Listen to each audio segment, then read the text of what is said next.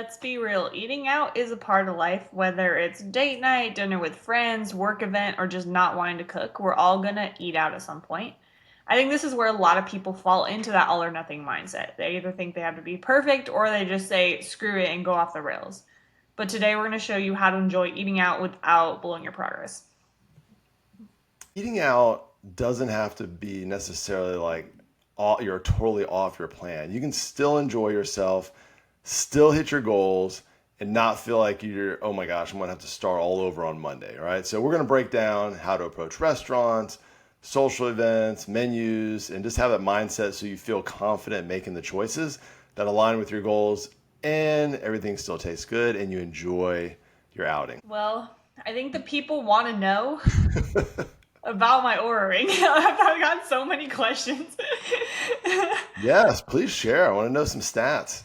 I will be continuing to share updates because I'm only like a few days into wearing it, but I love it. I mean, are we surprised? I love data and tracking stuff. So, um, one, I love all the sleep data. It's been surprisingly better than I thought, but I also think that's because I've been trying to be extra good and prioritize it, like be on top of my shit, so that way, because I know I'm tracking it. So that's been good though. It's good to see kind of like the recovery and like all like the amount of deep sleep and REM sleep that I'm getting and all that kind of stuff. So it's been cool to track that.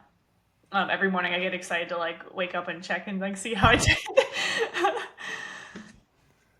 And then one other thing I've noticed too is, I mean, I kind of expected this, but like I'm getting way more steps than I thought I was just because before I was just tracking with my phone and a lot of the time I don't have my phone on me. So like I was averaging 12K steps with my phone. That was my target. But it's more of like 15,000 steps average now that I like have it on me at all times. So that's been cool to see too and just like seeing all the activity and it's funny like it'll be like, "Oh, it looks like you're playing volleyball right now." I'm like, "How do you know?" Oh, so it's got a little stalkerish attitude to it as well, huh? I like it though. Yeah, it's been really cool to see all the data. So I'm thoroughly enjoying it so far. But yeah, I will keep everyone updated as I continue to use it. Yeah, so speaking of tracking, there's a couple things I want to talk about actually. So one, I was just having a little conversation with a client of mine who was talking about maybe getting like a walking pad. And I was like, oh, you know me, I highly recommend it. You should definitely get one. And so I wanted to tell her the difference between like last year's daily average and this year's daily average. I hadn't really looked at it. So I pulled it up. And this year I'm averaging almost 4,000 more steps a day. And that's really just because obviously I'm being more intentional, right? So, but it's a lot easier. We have an episode about habit stacking and starting routines and things like that. And one of the things we talked about is you make it easy, right? And so it's been easy just to hop on it while I'm doing other work. It doesn't matter what the weather's like outside. And so it's just making it so much easier to get so many more steps in. So get a walking pad. I think that's the message here. I second that motion. I just got mine as well, and I love that we like pop on our team meeting as we're both just like bopping. We're bopping and moving and talking and No, it really does make it so much easier because before I'd be like, oh, I have to make sure the weather's okay. Maybe I have to make sure my phone's not going to overheat while I'm out walking and like taking phone calls and stuff. Or there's just stuff that I have to do at my computer, but and I like don't have time to get out. So it has been such a game changer. It's so much easier to get exponentially more steps. So highly, highly recommend the walking pad. I don't even have a standing desk. I literally have it set up at my counter and like I just have like a makeshift like desk set up, but it still works. same, same. You know what I was thinking too? It also allows you to not make excuses, and these could be legitimate, right? So like, let's say a big game's on, you want to watch the game. Well, that game's only going to happen once time ever, right? So you'd rather watch that game than go on a walk. Got your walking pad, boom, you can go for a walk while you're watching the game, stuff like that. So yeah, I really like it. And then, hearing about your Aura ring kind of made me think about the continual glucose monitors. And I actually wore one for a while, and it was mainly just for my own knowledge and to see what kind of foods kind of spiked my blood glucose and blood sugar and things like that, and what didn't. And probably the most interesting thing, because we usually don't think about this, was how stress affected it. And I remember one time I was in the airport and I was having to fly by myself to meet everyone. Of course, shocker, it was for nationals dance tournament, right? And I was waiting at the gate, and everyone's there. It was like a packed plane. I mean, hundreds of people, right? And they got over the loudspeaker and was like, "Oh, hey, by the way, this flight's been canceled, and you guys will have to go to this gate, blah blah blah, and figure out a new flight." And everyone just like panicked and started running, And so I'm like, I got to get out. So I start sprinting, passing people up and get in line. And you're trying to figure out, you know how it is. You have a short amount of time. You're like, can I get on another flight anytime soon? Blah blah blah. And it ended up working out well. But after all that was said and done, I checked my blood sugar, and it had spiked big time. And I was like, what did I eat? And I was thinking about, I was like, it's something that I had like beef jerky and some nuts. And I'd eaten that a million times, and it never did anything. It was just like flatlined everything. But this time it just spiked way up. And I was like, you know what? That's the exact time that I had to sprint down the concourse to try to get it on a new flight. And so, it had nothing to do with diet. It had nothing to do with working out. It was all about the stress level that I had. Even though I didn't really feel like I was that stressed, obviously I was stressed enough to where it jacked up. And so I thought that was just a really good thing to just kind of reminder, like, hey, there are a lot of other things, outside of our diet and exercise that affect, our health journey. Yes, such a good point. I know I've been kind of emphasizing that too, and like how the last couple months, like my progress has been solid. It's purely just stress. Like stress really does affect your body in insane ways, and like you can be doing all the right things, and if stress or sleep isn't aligned, you're not going to see progress, or like things are going to get off. So like I feel like having data like that, I do want to get one of those as well, and just like track that at least for a period of time, because I think it's such valuable information. Just finding what foods work for you, what doesn't. Like you said, this other stuff too, like how stress affects you, or just anything else that may spike those levels day to day. I think it's super valuable to have that. Yeah, it was very interesting. Yeah. But speaking of standing desk too, I will probably get one. I have to move to, not right now, but like I have to move to a new apartment in a few months. So I think then I'll make the leap and like get a full like complete office setup with the standing desk and everything. There you go. Making a full out walking pad station, right? I know I want to have like a whole podcast setup and everything. I don't think we're quite to that level yet, but There maybe you one go. day. Yeah, that we'll have to decide. When we have our own podcast studio, are we going to be having walking paths, or are we going to be sitting in chairs? So we'll These are important be questions. interesting. Yeah, there it is. But yeah, I am moving to, I'm just moving locally to a place that's about 30 minutes away, closer to downtown St. Pete, because that is just where all the action is, where all the volleyball is, where all my friends are. So I think it's going to be valuable to be closer there. Even though I love my place now, I don't want to move, but it's worth it for the season of life I'm in now. So that's official and locked in. Place has been approved. So it'll be happening in the next few months too. All right, we want to hear all about Of course. Getting into travel, I think the number one reason people fall off when they're eating out is just not having a plan. it. They're showing up, starving, overwhelmed by the menu, just say, whatever, or this looks good. It's usually not just about the one meal, and it's kind of that domino effect. One heavy meal turns into dessert, drinks, and then saying, oh, I'll restart tomorrow. But it doesn't have to be that way. You can enjoy the experience and still stay aligned with your goals. I think it'd be valuable to share, especially because I know you just got back from a dance trip, and I obviously have Egypt coming up as of recording this next week. And so I feel like it'd be valuable to go over kind of how we approach stuff when we're eating out or when we have travel or just any stuff day to day or week to week when you are going out and enjoying stuff that isn't necessarily like on their normal meal plan. Yeah, definitely. And I think what you said is exactly the kind of way I approach it, just kind of like from a wide angle thing.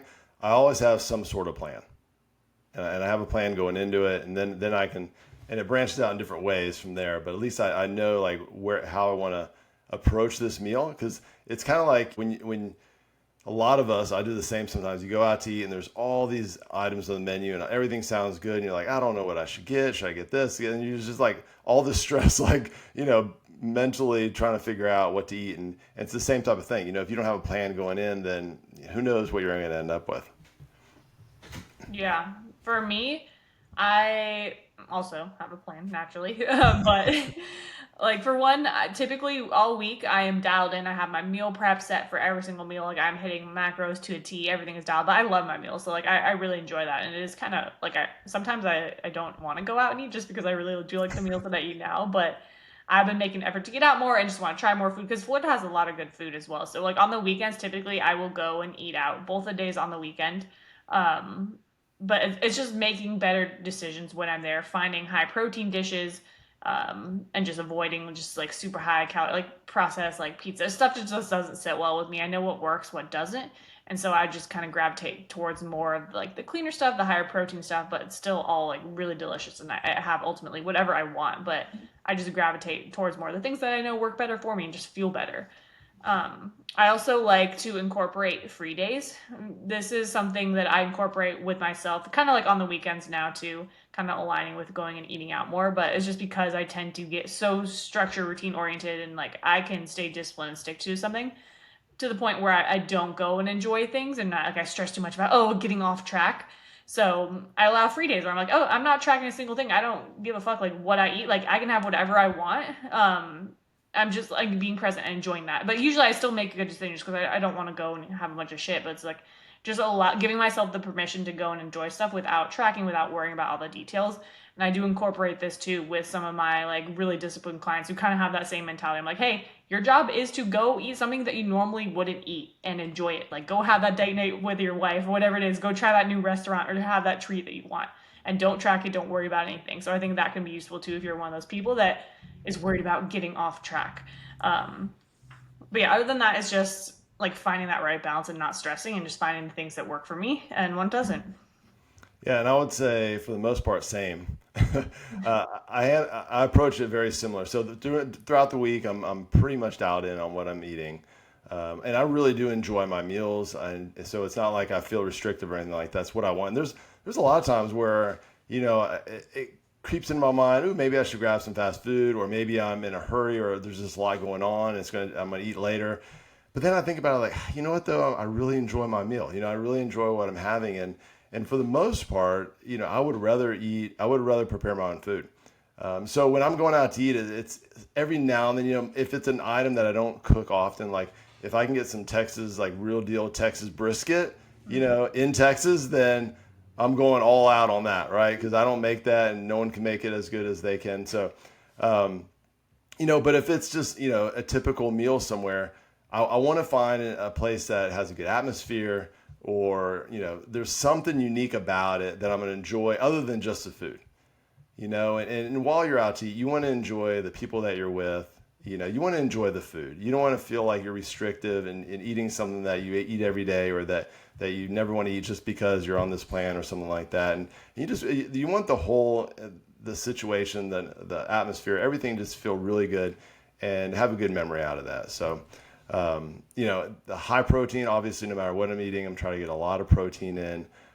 And then I just have a plan. What if I know for sure, like when I was on, when I go to these dance tournaments and I go out to eat, typically I don't have the best meal in the world. A lot of times it's hamburgers and fries, just because I don't eat those that often, or something like that. But that's okay, And I make sure that either I get a good workout in the morning, I feel good about. I get a lot of steps in, and then I'm pretty dialed in the rest of the day. So, and I feel good about it. I don't stress about, hey, oh my gosh, I can't believe what I'm eating right now. I eat it, I enjoy it, and I'm glad I did.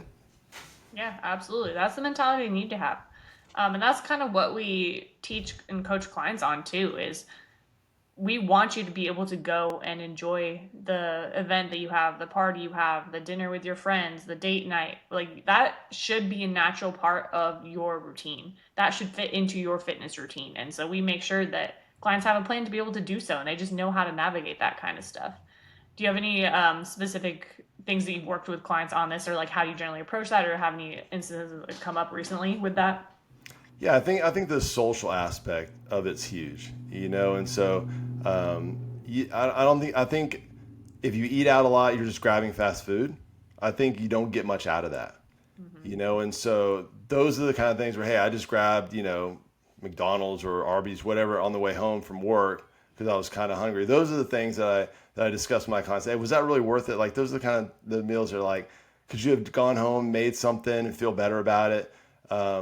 As opposed to going out with, like you said, friends or family, or whatever kind of a night it is, and just really enjoying the company that you're with, and the food. I think that's a big difference there.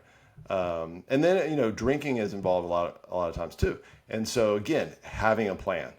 If you just go in there and say, I don't know, I might have a few drinks, whatever, you end up having way more probably than you wanted to, as opposed to going and say, you know what, I'm going to have a couple drinks. I'm going to enjoy my time with my friends, family, whoever it may be, but I'm just going to have two, or I'm going to have a drink, or however, whatever it may be. Just having that plan and going in and knowing this is what I'm going to have. I'm going to feel good about it. I'm going to enjoy the company I'm with. No guilt. Wake up the next day, get dialed right back in.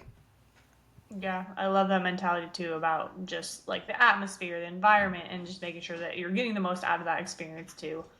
I think a lot of times it just comes down to like with the planning ahead. I know we keep coming back to that, but like go in like knowing, like you said, with a drink, set a target for that if you know that that's something that like tends to get a little bit off track, or just say like, hey, I'm not gonna have a bunch of appetizers and like fill up on bread or chips or whatever they give you, and just like focus on the main meal, the main protein dish that they're bringing in. Or hey, I'm gonna split a dessert with my wife or husband or whatever. It's just some simple stuff like that, so that way you aren't going completely off the rails, but you're still able to get the full experience and enjoy everything. Yeah. All right. So let's talk about some tips for when we're going out. The first one is shocker, plan ahead. So if you know you're eating out, right? And that's, again, you know, randomly grabbing some fast food real quick is probably not the best way to spend your calories, right? If you compare it to like a financial situation, you have a budget, just randomly buying something you didn't really need anyway, is probably not the best way to spend your budget, right? So make it a meal that's going to be really enjoyable, right? And but if you know you're going to go out, plan for it. And there's a quote, actually, I think one of my clients used that. I said, if you fail to plan, then plan to fail. All right. And so I like that a lot. So, there's a lot of different things you could do. And I'm not saying you have to do all these, but these are just some ideas. One, kind of know like your calorie budget going in. Like say, hey, you know what? I'm going to eat this throughout the day, and I'll have about this many calories left over. That can help you out. Just checking the menu ahead of time and looking at some different options that you may or may not want. That in general just kind of narrows down some options there. Decide what you're ordering before you're super hungry. A lot of times if we go out to eat and we're just starving, we end up eating something that's just either the highest calorie option there and we just picked it just because we were craving it. Or what happens a lot of times is we go to that Mexican restaurant that has all those chips and we eat like 2 bags of chips, or they have those bread and they're like, yeah, go ahead and bring me my third bowl of bread, basket of bread or whatever. And so not going in super hungry. And one little side tip to that is, especially if you're not sure what's going to be on the menu or what you're going to get, is to have some protein before you go. One, that makes sure you have plenty of protein, but also that'll help you feel a bit fuller. So when you go into the meal, you're not overdoing it on the bread or chips or whatever else you're going to eat with that. So, if you're going to just enjoy a high calorie meal, whatever that may include, then sometimes I'll balance out the rest of my day. I might go lighter in the morning or in the afternoon, lunch, or I might go a little bit lighter in carbs and fats. Always make sure I get my protein in for sure. And then always make sure I get my steps in so I feel really good about it as well. And then a bonus is after that meal, go for a little walk. Whether you're parking further away or, it's great if you're somewhere downtown or something, you have to park far away and just kind of go for a stroll and go for a nice little walk after. It really helps out a lot of things, and, blood sugar control, digestion, and things like that. Yeah, I actually had a client, she just started the other week and she immediately had a trip that she had to go on over the weekend, and she was like a little bit nervous. She's like, oh, this is my first trip, like since we started. I want to make sure that like everything goes okay. And we just came up with a plan beforehand. She knew, like we looked up kind of the spots locally and she knew what to look for when she was eating out. And like sometimes, like you said, like maybe we don't want to necessarily get the junk food, but sometimes like you're in a pinch and you have to, and that's okay. You just need to, again, go into the plan and know what to look for, know the right restaurants to go to, know what to order when you're there. And I actually have a free healthy fast food cheat sheet for anyone who is on the go and just needs to know like what can I grab and go at these places that's going to help me get me closer to my goal.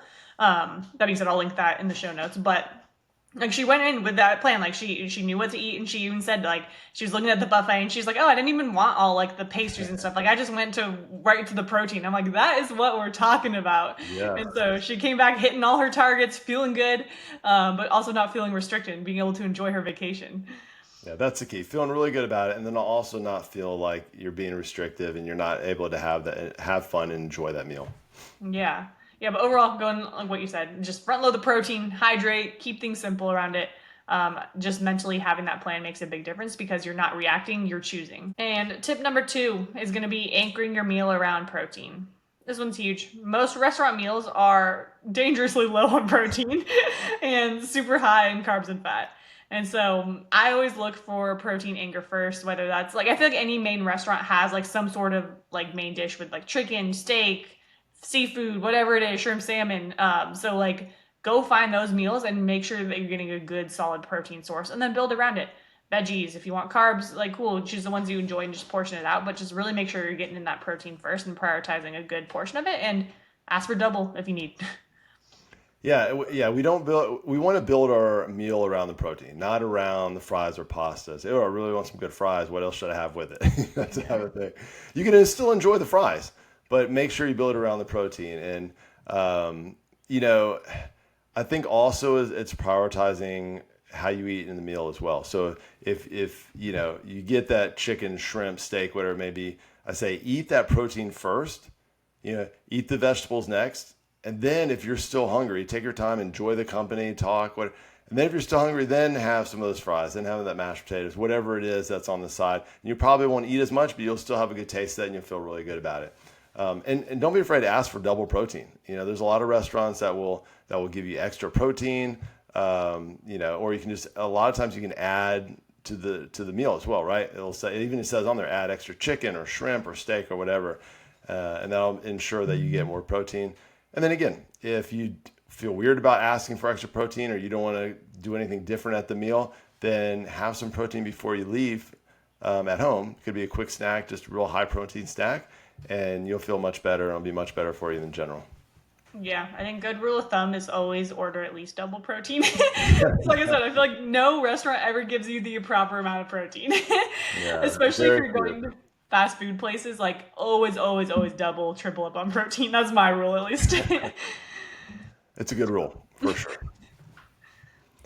All right, tip three, and I'm kind of guilty about this too. I don't know why it's weird. Sometimes we feel weird about it, but don't be afraid to customize your meal. They want the customer to have an amazing experience there, right? That's their goal. So you're paying for the meal. You can ask for what you want. So if you want a side salad instead of the fries, ask for it. Or sometimes we'll have fruit options or other things that you might want. Ask for it, even if it's not on the menu. Sometimes you can ask. They're like, yeah, I'll add that. I remember one time, I think it was at Bonefish actually. I got a burger and I wanted to know if I could add some shrimp on top of the burger. And they're like, I guess let me go find out. And he was like, yeah, sure. So, I mean, it was fantastic, but, it wasn't on the menu and they wouldn't have given it to me if I hadn't asked. So, don't be afraid to ask. Choose grilled instead of fried. And a lot of times you can even ask that, hey, can I have this fried or grilled instead of fried? And they're like, yeah, sure, whatever. Or baked. Bread, try a bite of it. If you don't love the bread, don't feel like you have to eat the bread. It's like, if there's a good loaf of bread, I'll eat it. I love bread, but if I have something like, it's just okay, it's not worth it. Yeah, you can customize anything you want. No one's judging you. I've had clients tell me that they're scared to be that person when ordering, Hmm. but you're not being annoying. You're taking care of yourself, and most servers don't even care. And likely, like they're making more money in the process if you're getting more protein, so they're probably cool with it. Yeah, they're making more. They make more money. They're going to upcharge you for it probably, right? For some of the things, not everything. And then again, it's the experience. You have a great experience. You usually end up tipping more, and everyone benefits from that as well. Yep. Going along kind of that same line, another tip is just don't forget all the hidden calories that are out there. The sauces, dressings, oils, drinks, all that kind of stuff will add up super quick.